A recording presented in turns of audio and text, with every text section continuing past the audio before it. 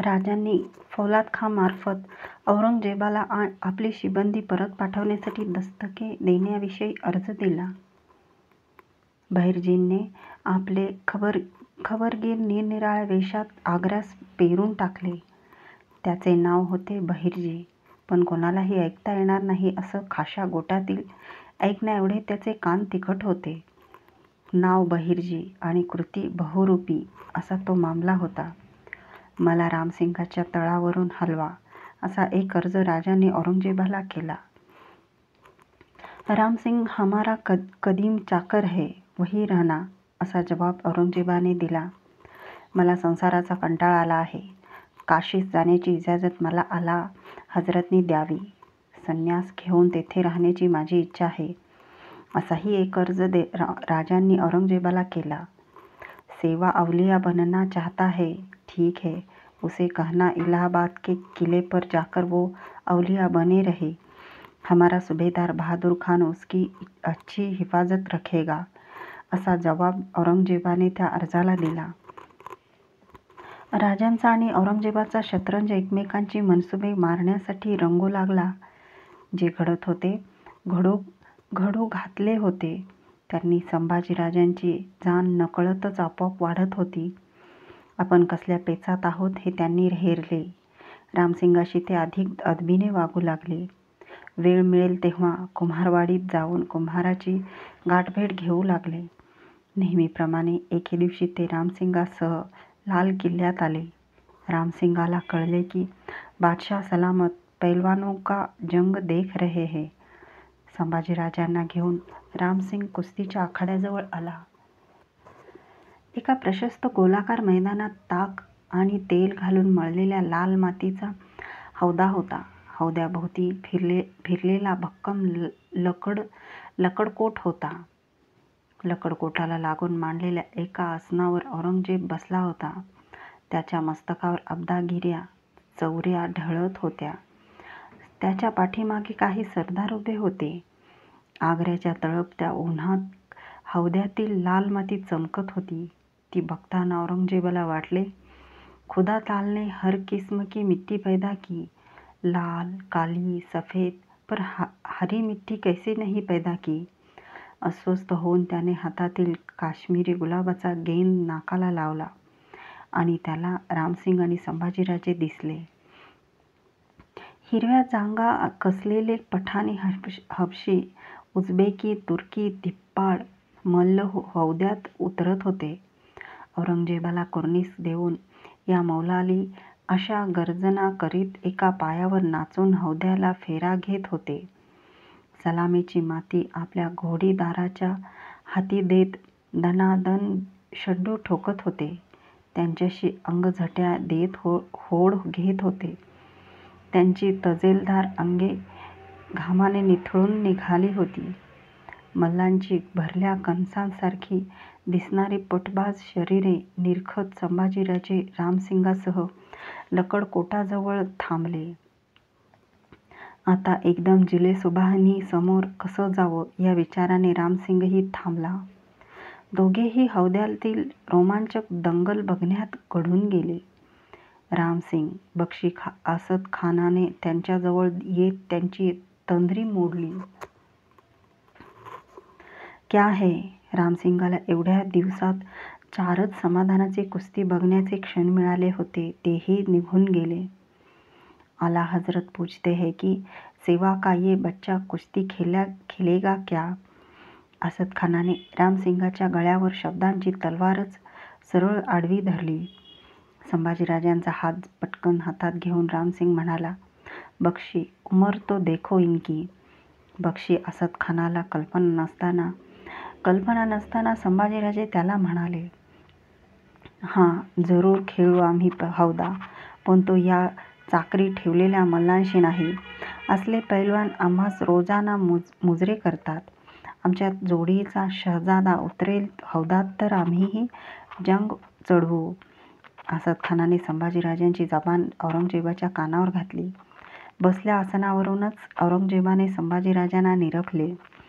असद उसको पैलवान की ठंडाई देना, एवढेच औरंगजेब म्हणाला आणि आपले शहजादे कसे निपजतील या शंकेबरोबर तो आसनावरून उठला आणि नमाज पढायला आपल्या महालात निघून गेला. राजगडावरच्या देव महालात शाळीग्रामी शिवलिंगासमोर चंदनी पाटावर जिजाऊ बसल्या होत्या. म्हाताऱ्या पावसाने झोडपून काढलेल्या सुन्न बधीर काजळ काळ्या संध्याकाळी सारख्या. बाळराजे आणि राजे आग्र्यात कैदी पडले ही खबर कानावर पडताच आपले काळीजच कुणीतरी देठास हात घालून ते खुडून दूर नेत आहे असे त्यांना वाटले. पारण्याच्या उपवाशी पोटी थरथरत्या हाताने त्या एक एक बिल्वपत्र शिवपिंडीवर अर्पित होत्या. लक्ष बिल्वपत्रांचा संकल्प त्यांनी मनी बांधला होता. 100 बेलपानांची तपके धाराऊ त्यांच्यापुढे गोंदल्या हाताने आणि काळवंडल्या मनाने सरकवीत होती. एका तपकातील बिल्वदले संपली की खुणेसाठी एक सोनेरी मोहर उचलून बाजूच्या तामणात ठेवत होती. शांतता हा शब्द मनोमन उठविला तरी भंग पावेल एवढी भयान शांतता देवमहाली पसरली होती. लटकत्या नंदादीपातील करंजेल तेलाशी वातीचे भांडण झाले तर तेवढाच चर असा आवाज उठत होता. जिजाऊंच्या नसला तरी धाराऊच्या काळजातला तो चिरत जात होता. शिवपिंडीशी आणि त्यामागे उभ्या असलेल्या उग्रदर्शनी जगदंबेच्या मूर्तीशी जिजाऊंनी मुक्या ओठी आणि उघड्या डोळी वितंड भांडण मांडले होते. एक एक बेलपत्राबरोबर आऊसाहेबांच्या मनाचा एक एक कप्पा उलगडत होता. शेकडो हजारो कप्पे.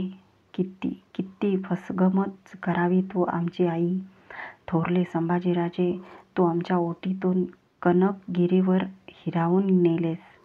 हौदीगिरीच्या रानात तू आमचं कुंकू पायतळी घेतलंस. राजांना पुत्र लाभ झाला यासाठी समाधानाने आम्ही ओठ खोलले नाहीत तोच तू आमच्या थोरल्या सुनबाईंना जवळ केलंस. आणि आज जे जे आम्हास आवडावं ते तुझ्या डोळ्यात भरतं. मग नेमक्या आम्हीच कशा नाही भरत तुझ्या डोळ्यात, की आमच्या फुटक्या कपाळानं आम्ही तुलाही तोंडासमोर नकोशा झालो.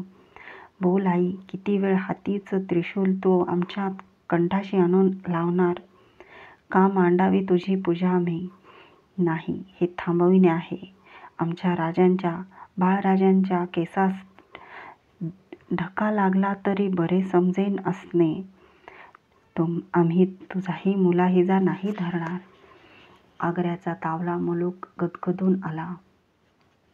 मृगाचा सरीबाज पाऊस लाल किल्ला ताजमहाल हवेल्या कोठ्यांवर रपरपत कोसळू लागला.